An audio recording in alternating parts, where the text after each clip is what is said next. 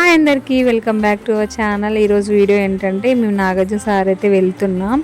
ఇక్కడైతే నాగార్జున సాగర్ దగ్గర అయితే ప్లేసెస్ అయితే చాలా అంటే చాలా బాగుంటాయి.